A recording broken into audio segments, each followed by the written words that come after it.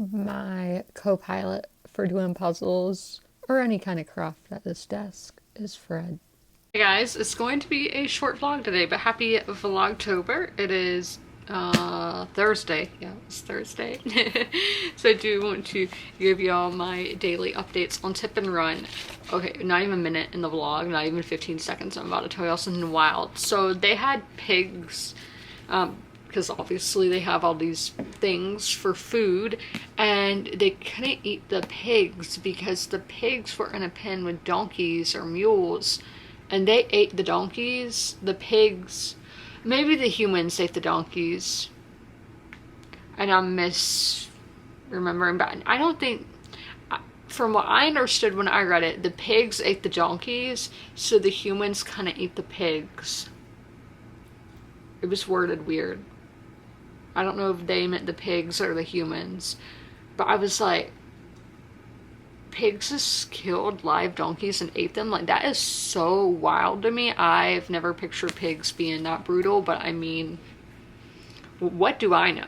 What do I know about pigs in Africa in 1916? I know nothing. And then my random, is this from today? No, that's yesterday's. Okay, so this one from today, how we're talking about how people in Africa don't really know about this war that's going on. People in Europe don't know what's going on in Africa because there's a lot of cover-ups. There's cover-ups because the British didn't want the people back home to know how big of a failure they were having. And the other one, for the British and the Germans, and maybe even the Belgians and Portuguese, they didn't want the native peoples to know that there was a war amongst the Europeans because they didn't want the natives having ideas to have an uprising. So there's a lot of complicated stuff going on.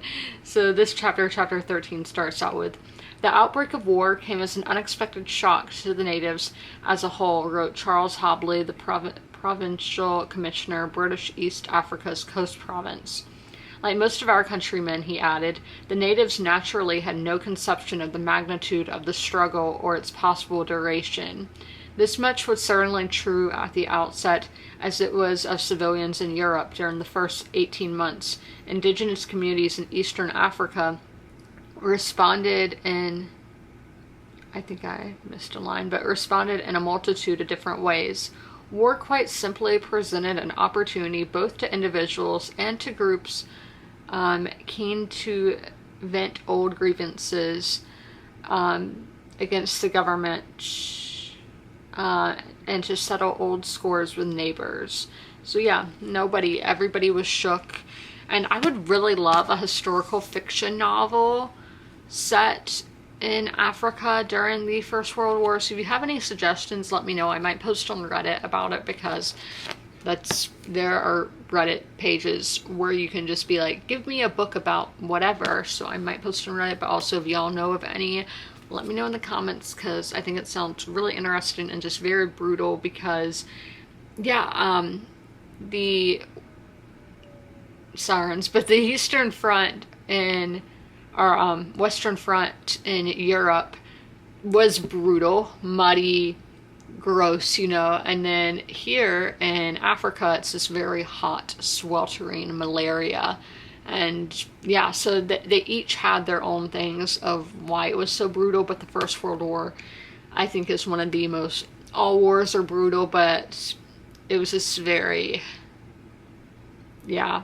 I know a lot of World War One vets told World War Two vets they had it easy, so just take that as you will. Time for the updates on a mystery of mysteries. So I have two notes for y'all. I didn't get to finish this chapter because it's one of those really long ones. It's like an hour and 25 minutes long, so I did not have time to listen to all of that.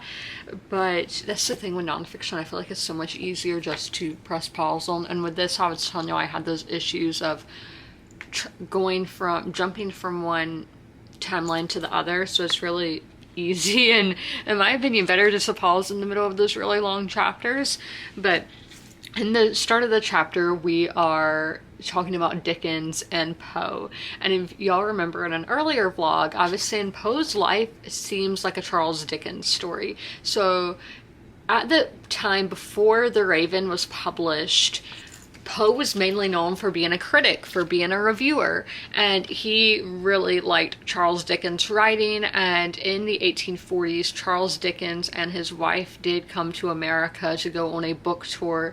Yes, they were going on book tours back then. I already knew about this, or not with the Poe part, but I knew that Dickens had gone on tour before, and I'm just like picturing him in Barnes & Noble. Now, I know that, I don't know when Barnes & Noble came to be, but I'm just imagining him in a bookstore with a Sharpie signing stuff. Which obviously that's not, like, it was not a Sharpie or anything like that, but I just love picturing Charles Dickens in like a modern bookstore having a book signing, because we think of book signings being something so modern, but they were having them like 170 years ago.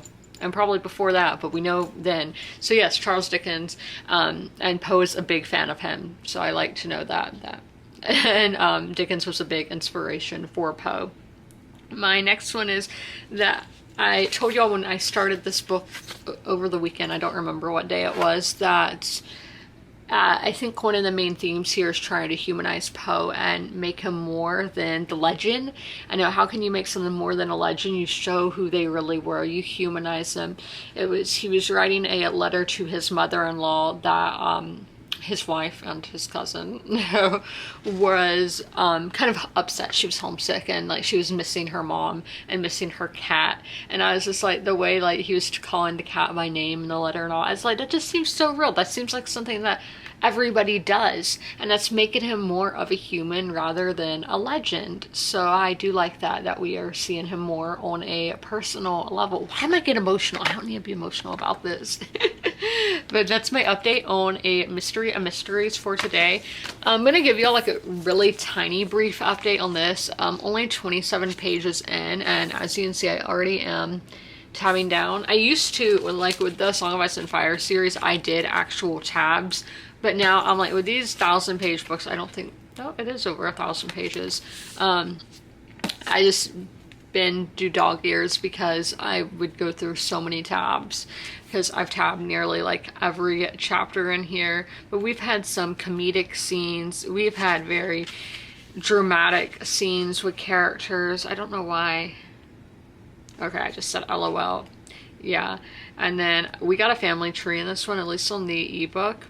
And yes, Diana Gabaldon does such a great job at painting scenes. And I am going to read the first like paragraph in this, the prologue, because I just loved how it was written.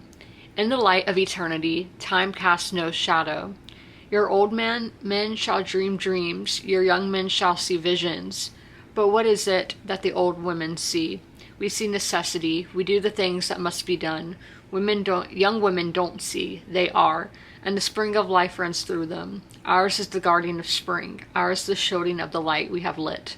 The flame that we are. I just thought that was so beautifully written. So if there is a family tree, I'm going to show it. Yeah, there is. I'm going to show it at a distance so y'all don't get any spoilers. But I love that we got a family tree, because I love family trees. And I'm just really intrigued because there's all these people in this tree that we don't know about. So I'm just really interested. Did Diana Gabaldon be like me and just put down random names until they get an idea, or put down random names until she gets an idea, or what? So I'm intrigued. Diana Gabaldon, if you're watching this, can you let me know in the comments? Yeah, I'm thinking, if I ever met Diana Gabaldon, because she does do like Q&As and all, I would ask about the genealogy aspect of that had any, if she was into genealogy before writing the book and all of that. Just that's, I would find it, I would word it better, because obviously I'm struggling with that. But yeah, that's something that I would love to ask Diana Gabaldon about. So that is this vlog. I hope you guys enjoyed. If you made it all the way through, leave a Halloween emoji in the comments below. And as always, comment, rate, and subscribe. And don't forget to ring that notification bell to be notified when all my videos go live. I'll see you in my next one. Bye!